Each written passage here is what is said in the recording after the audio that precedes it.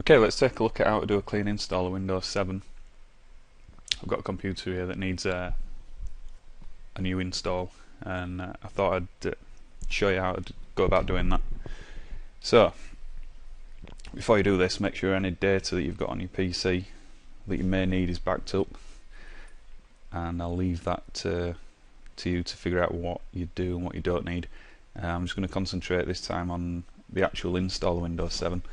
So what I'm going to do is I'm going to go ahead and restart this machine. I've got the Windows 7 disk in, and this machine is now set to boot from the DVD. Okay, so as this machine restarts, it's going to ask me to press any key to boot from DVD, which I do, and now it's going to actually hand over to the disk, and it's going to install the Windows files. Okay, it's now going to start Windows, and it's going to actually boot from the disk and give us the options to install. I'm going to cut this video due to the fact that I don't want to, produce a 1.5 hour video. So I'll show you the important parts and edit the rest out. Okay, here we go. It's going to ask us for our language, and I'm in the UK, so we'll just switch that to UK and then hit next. Okay, this is where we get the option to install or repair, and we've covered repair before in the advanced system restore video, so this time I want to install, so I'm going to click install, and that's going to start the setup process. Okay, we've now got to accept the license terms, and then have a read through these. I've installed Windows enough times to know what it says. We'll click on next. So we're going to do a custom, the advanced one. This is due to the fact that I want to wipe this drive. I want to do a format of it, and you'll see here that we've got a 10 gig drive here. This is a virtual machine. It's not a full-blown PC, which is why it's only got a 10 gig hard drive in. So I want to go to drive options. This is going to give me the options now to format the drive. So we make sure, and this is very important, make sure that if you have got multiple drives in here, that you are going to format the correct drive. It's just going to tell us it might, partition might contain recovery files. Click OK. I'm OK with that.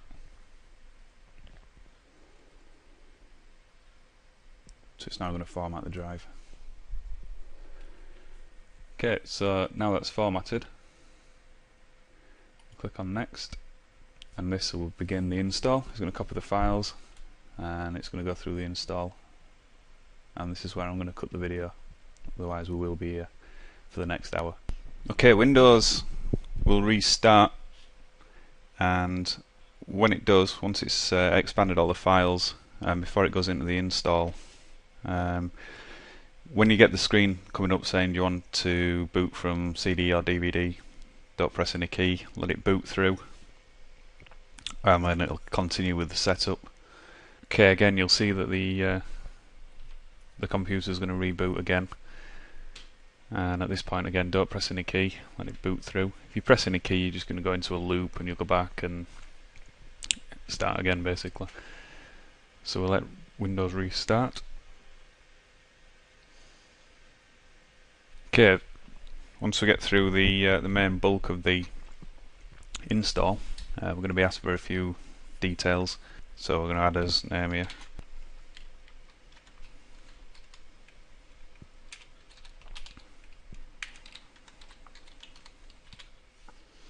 Once you've added your name, click next. Type a password if you want. You can always set that up again later. I'm going to skip this bit for now. Again, product key, I'm going to skip this due to the fact I don't really want to be putting my product key in on the video. And you get 30 days to activate Windows anyway, so you can do that from within Windows, or at that point. I recommend you to do it at that point, and then it's done. And the first time you go on the internet, it'll then register your Windows. So we're going to use recommended settings, and this is where we set as time zone, and here I'm actually set at the right time, and then we're going to select home network here, it's just due to the fact that we are on a home network.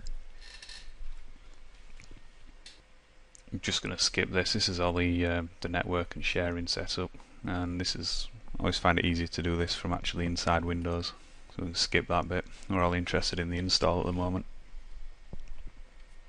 Okay, Windows is just going to finish up here. It's just going to get the system ready for use. Okay, there we have it. Windows will now update, and we'll just take a look at that. Automatic updates is turned on by default, and I recommend that you leave that there. It needs to update. It's one of the other things, just to make sure that your screen is at the right resolution. Sometimes it doesn't auto detect it, and to do that we just right click on the desktop and then go to screen resolution, and we've got resolution settings here. We drop that down. You can pick your resolution. A lot of the times Windows will detect this. Again, this is a virtual machine, so I've just had to change this, and you just select your screen, click apply and click OK. It'll give you the option to keep your settings or to revert to the new ones. So click OK and come out of that, and that's it. That's basically how you install Windows 7. Depending on how you're doing it, if you're up, you can, that was a clean install.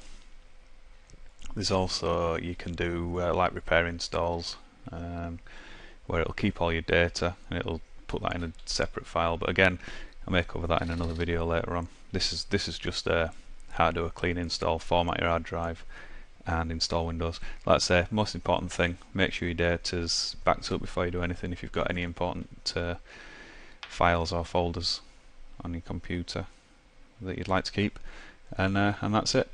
How to install Windows 7. Thanks for viewing.